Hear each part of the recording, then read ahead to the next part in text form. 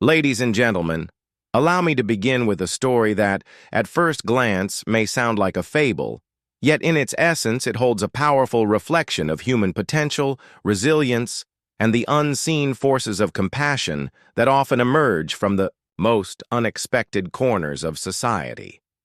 The story begins with a young girl, the daughter of a highly respected surgeon who carried within her the weight of a lifetime limitation. From the moment of her birth, the physicians, specialists, and experts surrounding her family came to a unanimous conclusion: she would never walk.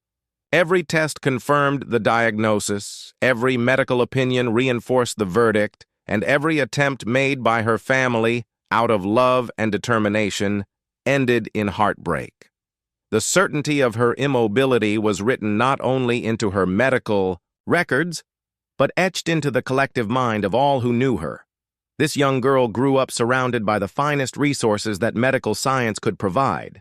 She had access to physiotherapy sessions with the most advanced techniques, surgeries designed with precision, and devices engineered to support mobility.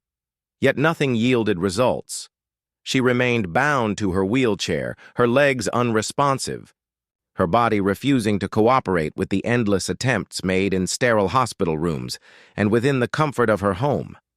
Despite being the child of a surgeon, a man who dedicated his life to restoring health and mobility to countless patients, she herself could not taste the gift of movement.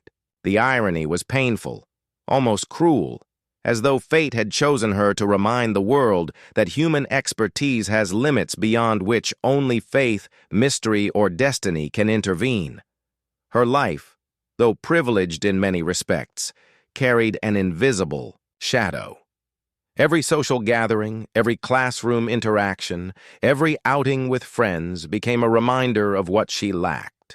While other children ran freely across fields, climbed stairs without hesitation, and danced in moments of joy, she remained, seated, smiling politely, concealing behind her composure the ache of exclusion. Over time, her resilience grew, but so too did her quiet acceptance of permanence. She no longer dreamed of running. She merely hoped for moments of dignity, where her condition would not define her in the eyes of others. Her father, the surgeon, was a man of science but also of deep emotion. Each day he carried the unspoken sorrow that his own daughter remained beyond the reach of his skills. He was celebrated in operating theaters for restoring hope to countless patients, yet within his own household he bore the silent anguish of defeat. This paradox haunted him, and though he never allowed despair to rule his actions, the fatigue of constant failure left scars upon his spirit. He lived with the knowledge that his daughter's reality was one he could not alter, no matter how tirelessly he tried. It was within this world of certainty, where the girl's inability to walk was an established fact, that an unlikely figure would one day enter. From the margins of society, far removed from the polished corridors of hospitals and the refined circles of privilege, there would come someone dismissed by the world, someone invisible in status, yet destined to challenge every assumption made about her condition. That person was not a doctor, nor a scientist, nor an inventor, but a boy living in circumstances so starkly opposite to hers that no one could have ever imagined their paths crossing, let alone intertwining in a moment that would change everything. This, then, is the beginning of a journey not merely about medicine or disability, but about the unpredictable power of human connection, the strange ways in which hope can arrive, and the humbling reminder that greatness often wears the face of the least expected. The story truly begins here, where impossibility was accepted as truth, and yet the seeds of a miracle quietly awaited their time. The turning of events began not with a grand announcement, nor within the halls of a hospital, but in a setting so ordinary that no one would have believed it capable of ushering in change. The girl, as part of her daily life, was often accompanied by her father to the city. While he attended his duties, she would remain nearby, observing life unfold around her. It was during one of these routine outings that an encounter occurred, an encounter destined to disturb the still waters of resignation that had defined her existence for so long. On the side streets, away from the polished marble steps of the hospital and the ordered bustle of educated professionals, there lingered a figure easily overlooked. A boy, ragged in appearance, clothes worn from hardship, and eyes carrying both the burden of survival and the spark of resilience, watched from a distance. He was among those society had quietly pushed to its margins, a child of poverty, a wanderer who carried no possessions but his presence. His days were filled with uncertainty. Some afternoons brought a meal from kindness, others ended in hunger. Nights were spent under the open sky or sheltered corners, far from warmth and comfort. To those who passed him, he was merely another, nameless soul in the endless tide of the forgotten. Yet on this day, his gaze lingered not upon the passers-by, nor upon the shops he could not enter, but upon the girl. Something in her presence held him. Perhaps it was the quiet dignity with which she sat, perhaps the sorrow that even her practiced smile could not entirely conceal. Unlike others who rushed past her, consumed by their own lives, he noticed. He noticed her hands tightening against the wheelchair's arms as if to disguise her frustration. He noticed the subtle way her eyes followed children walking freely, their steps effortless and unthinking. He noticed her silence. The surgeon's daughter was accustomed to stares. Some looked at her with pity, others with curiosity, and a few with indifference. But the boy's gaze was different. Neither pity nor fascination, but a kind of steady regard that unsettled her. He did not avert his eyes when she glanced back. Instead, he held her gaze as though in silent conversation, as though he saw beyond the chair to something within her. It was not intrusive, but it was unyielding. She was unaccustomed to being seen in that way. As moments passed, an inexplicable tension filled the air between them. It was not the tension of discomfort, but of possibility, something unspoken, hovering, as though the ordinary boundaries of their worlds were being tested. The boy, though hesitant, began to move closer. Each step he took seemed out of place, for he had no apparent reason to approach. What could a boy with nothing to his name possibly offer to the daughter of a surgeon? And yet, he walked forward, drawn by a pull stronger than reason. The girl felt it too, though she did not understand it. She had spent her life surrounded by people who claimed authority over her condition, who spoke in the language of science and medicine.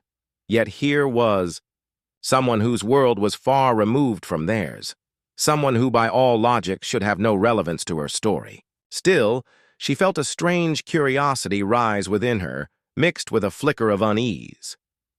In the hushed seconds before words were exchanged, everything seemed to still. The sound of traffic dulled, the chatter of crowds faded, and it was as though the universe itself held its breath. For in that fleeting silence lay the suspense of what was about to be spoken, words that would challenge certainty, ignite doubt, and awaken the possibility of what had long been considered impossible. And then, with a voice both humble and firm, the boy would soon say something that none had dared utter before.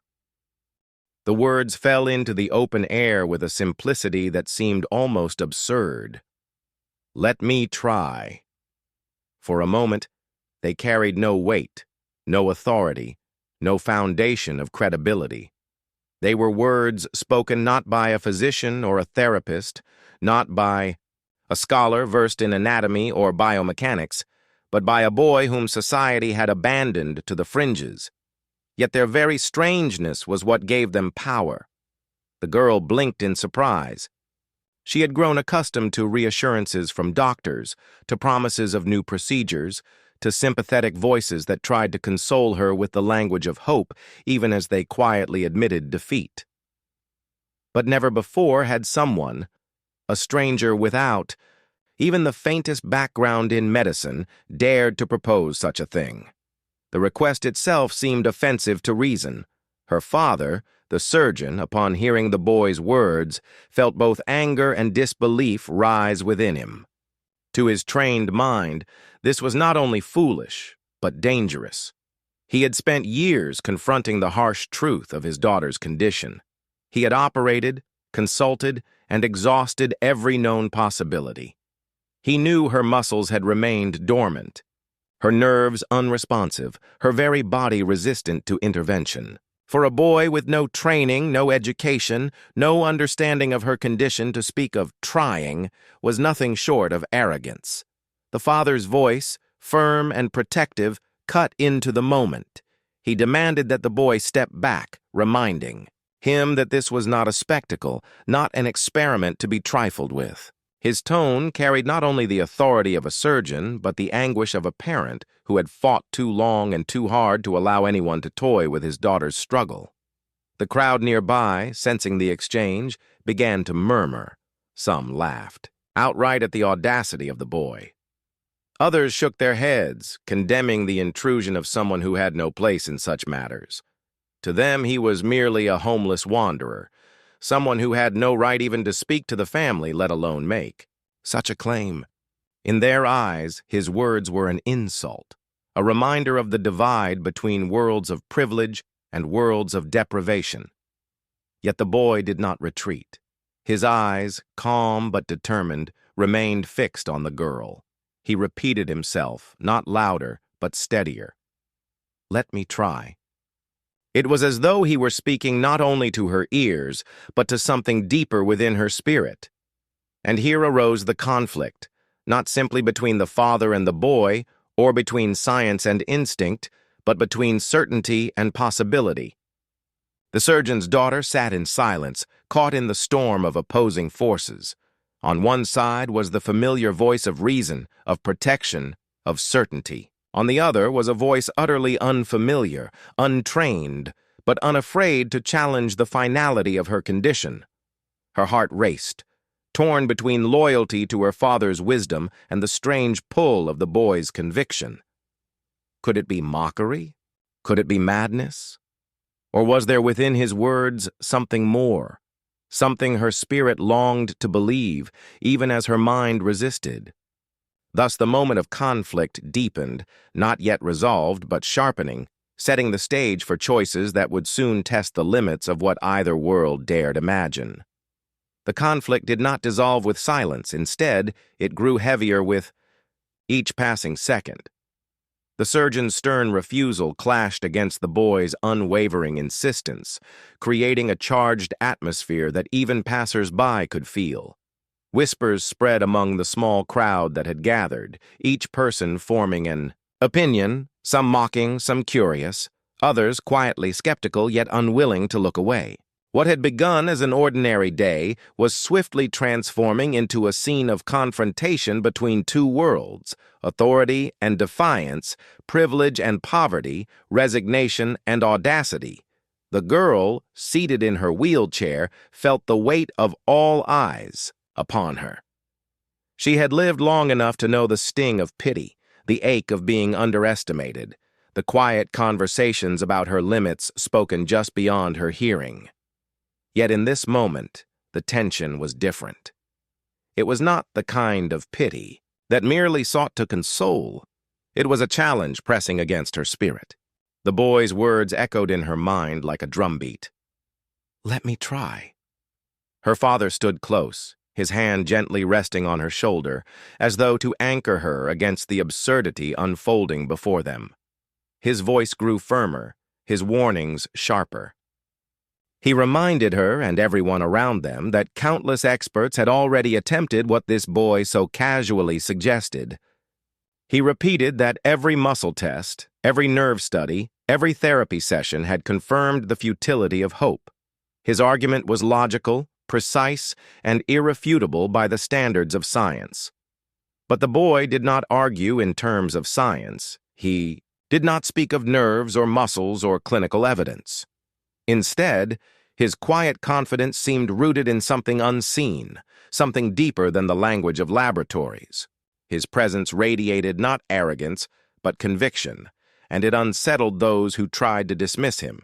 He was not loud nor demanding, yet his calm persistence became more difficult to ignore. The tension rose as onlookers began to challenge the surgeon's authority. "What harm could it do?" someone muttered. "Let the boy try," another whispered. Their words, though small, rippled through the air, fueling the unease. The surgeon, a man unaccustomed to being questioned in public, now found his reputation and his judgment subtly pressed against the force of collective curiosity. For the girl, the storm of voices mirrored the turmoil within her own heart. She wanted to protect her father from humiliation, to shield him from what seemed like an insult to his years of effort. Yet she also felt a pull toward the boy's unshaken gaze, a gaze that seemed to say he saw something in her no one else did.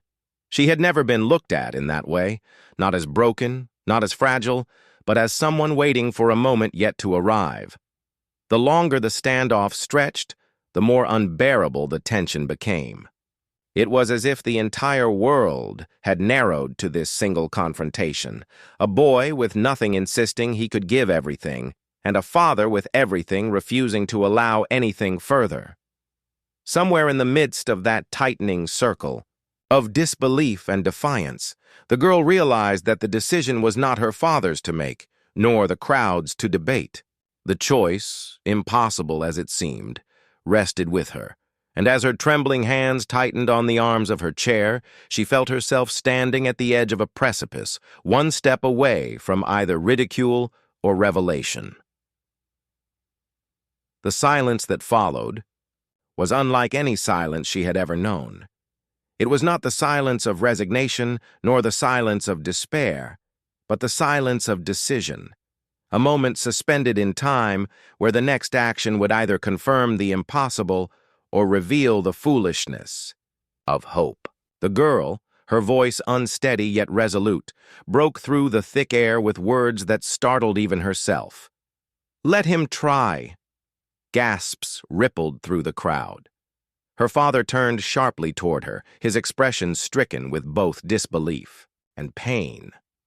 Never had she spoken against his caution. Never had she chosen risk over reason. Yet in that fragile voice, he heard something new. Not defiance, but a plea born from years of silence. She was tired of being shielded, tired of living within the walls built around her condition. For once, she wanted to step beyond the borders of certainty, even if it meant falling into disappointment yet again. Her father's lips trembled with protest, but before he could speak, her eyes met his, steady, imploring, and filled with a strength he had not expected.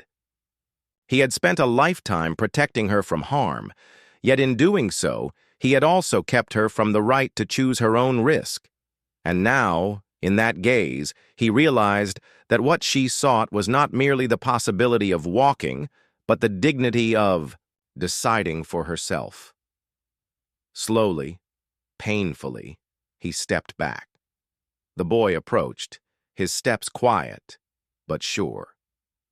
To the onlookers, it seemed absurd, an untrained youth preparing to attempt what decades of medicine had failed to accomplish.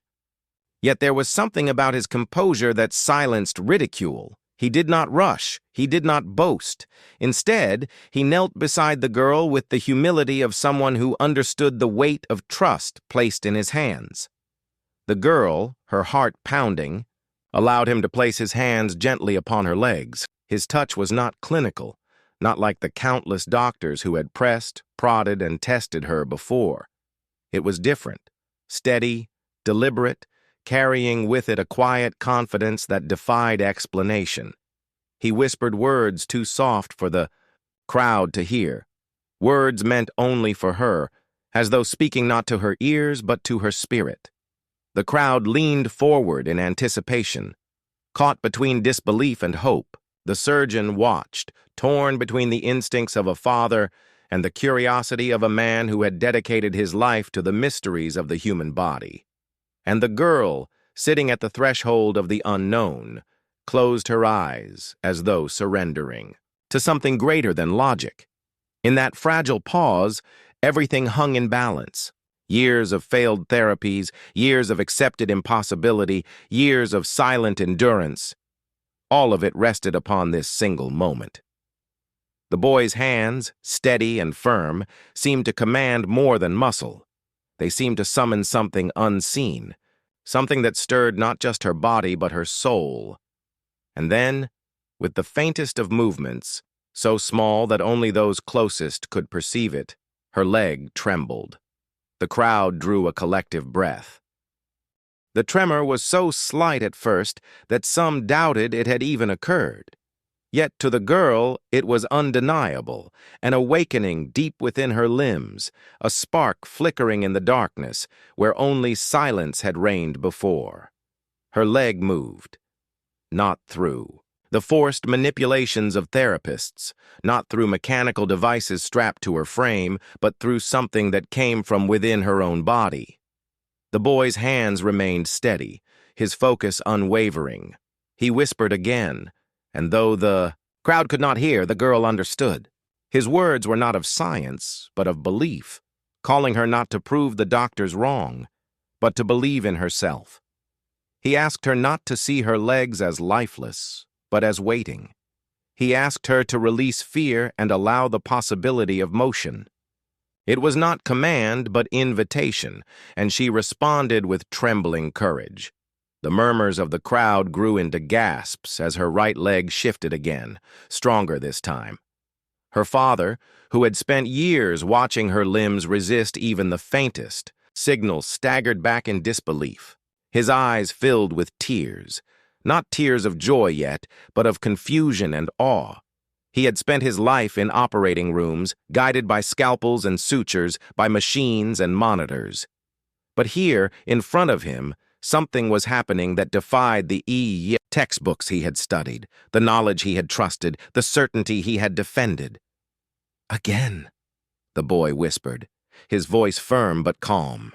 The girl clenched her fists against the arms of her wheelchair, her breath coming in short bursts. She focused every ounce of her will into her legs, willing them to remember what they had never known. And then, as though responding to a command, buried deep in her being, both legs shifted. This time the crowd saw it clearly. A sound erupted, half gasp, half cry, as disbelief gave way to astonishment. People surged closer, desperate to witness what their eyes insisted was real. The girl's body trembled, caught between weakness and awakening, yet in her heart a new strength ignited. Tears streaked down her face, not of sorrow, but of realization. She could move. The boy's hands rose from her legs, yet the movement did not stop. It was as if his touch had merely unlocked a door that had long been bolted shut, and now her own body was stepping hesitantly across the threshold. Slowly, with painstaking effort, she pressed her palms against the arms of the wheelchair and pushed herself upward. Her father rushed forward, instinct urging him to catch her before she fell, but something within him held him back. For the first time, he hesitated not out of fear but out of reverence. The girl rose, her knees wobbled violently, her body swayed as though the earth itself opposed her, but she stood. For a breathless moment she stood. The wheelchair that had defined her existence remained behind her, no longer the only frame that held her upright. The crowd fell silent, their disbelief silenced by the sight before them. Then, with the boy beside her, she took a step. It was clumsy, halting, uncertain, but it was a step. Her foot touched the ground, carried not by a device or by the arms of others, but by her own body. Another step followed, then another, each one more unsteady than the last, yet each one a victory that shattered the chains of impossibility. The silence of the crowd broke into shouts, cries, and applause. Some wept openly, unable to reconcile what they had seen with the reality they had always accepted. Others fell to their knees, whispering prayers of gratitude or astonishment. The surgeon, trembling, covered his mouth with his hand, torn between joy and humility. The sight of his daughter walking, even in trembling steps, was more than he had ever dared imagine. The boy, however, did not bask in the celebration. His face remained calm, almost solemn, as though he had expected this moment, all along. He did not lift his arms in triumph or boast of his achievement.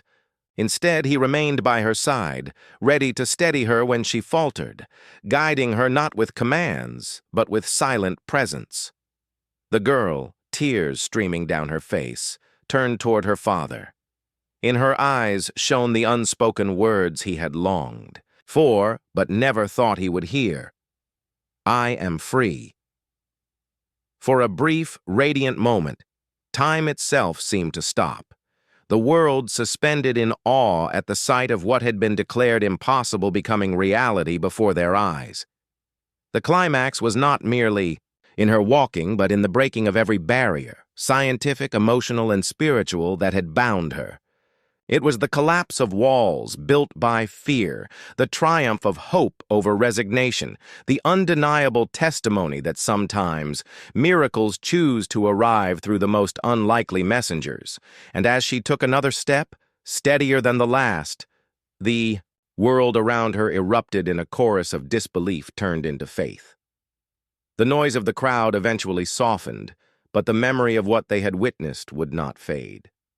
People who had only moments before dismissed the boy as irrelevant now stared at him with reverence, struggling to comprehend what role he had played in an event that had shattered every expectation. Yet the boy himself did not seek their approval.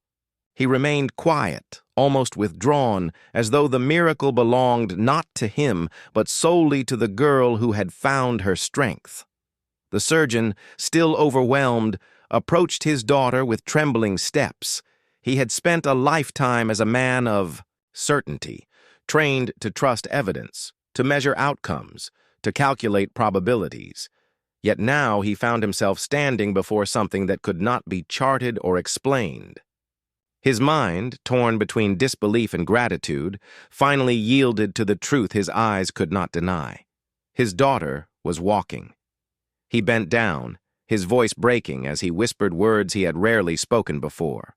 Words of humility, of apology, of love. For all the years he had shielded her, fought for her, and wept in silence, he now realized that the power to rise had been waiting within her all along, waiting for a single spark of faith to bring it forth. The girl, though still trembling, felt a freedom she had never known. Every step she took was fragile, yes, but it was hers. For the first time in her life, she was not bound by the chair that had defined her existence. She was not a patient, not a symbol of limitation, but a living testimony that possibility extends beyond the boundaries drawn by human reason. With every uncertain step, she discovered not only the strength of her body, but the resilience of her spirit. The boy stood nearby, his expression calm, unassuming. When the surgeon finally turned to him, there was no anger left, no pride, no dismissal. Instead, there was only gratitude and bewilderment. How could one who had no education, in medicine, no tools, no knowledge by the standards of science, have been the vessel through which such a moment arrived? The surgeon realized then that not all healing comes through instruments of steel or charts of data. Some forms of healing arrive through presence, through conviction, through the quiet voice that dares to believe when no one else will. The crowd, still buzzing, dispersed slowly, carrying with them a story they would tell for years to come. Some would call it a miracle, others a mystery, still others an unexplained anomaly. But none could deny what they had seen. A girl who had never walked, taking steps before their eyes. In a world often divided by wealth and poverty, by privilege and abandonment, the day's events were a reminder that wisdom and power can emerge from the least expected places. As the girl's steps grew steadier, she turned once more toward the boy. In her gaze was not only gratitude, but recognition. He had not healed her by force, nor had he claimed authority over her condition. What he had given her was far greater: the courage to believe, the permission to attempt, the invitation to awaken what lay dormant. For that, she would never forget him. And as for the boy, he did not remain to claim honor or reward.